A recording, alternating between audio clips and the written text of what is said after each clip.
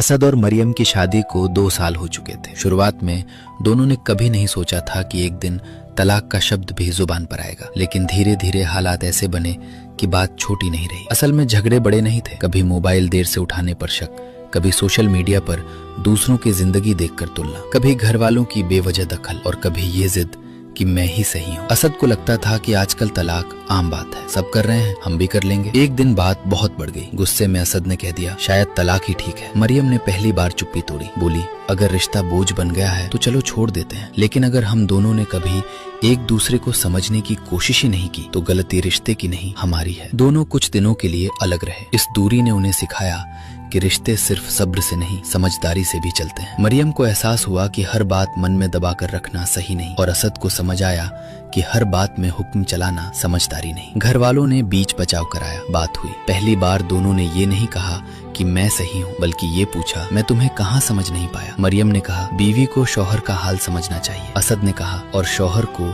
बीवी की खामोशी पढ़नी आनी चाहिए। उस दिन तलाक नहीं हुआ, क्योंकि दोनों ने समझ लिया था कि आज तलाक इसलिए बढ़ रहे हैं क्योंकि लोग रिश्ते निभाने से पहले रिश्ते छोड़ने की आजादी को आसान समझ बैठे हैं। Reality check. सच ये है कि आज तलाक ज्यादा इसलिए नहीं बढ़ रहे कि लोग बुरे हो गए हैं, बल्कि इसलिए कि रिश्तों को निभाने की तालीम कम होती जा रही है। आज की असल वजह, छोटी बात पर सब्र खत्म हो जाता है, गुस्सा बात से पहले आ जाता है, हर झगड़े में तीसरे लोग शामिल हो जाते हैं। सोशल मीडिया ने कंपैरिजन और एक्सपेक्टेशंस बढ़ा दी हैं। एक दूसरे को समझने से पहले एक दूसरे को बदलने की कोशिश होती है। ऊपर से हम सब्र से ज्यादा अपने ईगो की सुनने लगे हैं। तलाक कोई अचानक हुआ फैसला नहीं होता, वो छोटी छोटी अनसुनी बातों, अधूरे एहसासों और बोले बिना छोड़े गए गुस्से का नतीजा होता है। मॉरल कुरान ने तलाक को आसान नहीं बनाया, हमने बना लिया है। जबकि इस्लाम ने तलाक को जायज तो रखा है, लेकिन उसे आखिरी मजबूरी बनाया है, पहला फैसला नहीं। हदीस में नबी सल्लल्लाहु अलैहि वसल्लम से मंसूब है